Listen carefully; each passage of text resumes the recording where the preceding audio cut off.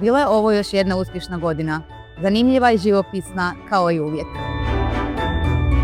Pronašli smo dom mnogim obiteljima i usrećili smo živote našim klijentima. Obišli smo cijelu Hrvatsku i proslavili velike i male uspjehe s našim partnerima.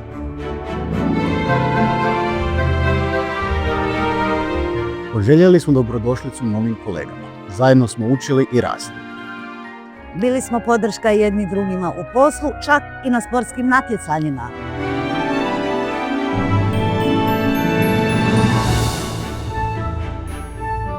Svim klijentima želimo da u novu godinu uđu s puno radosti i malo manje stresa.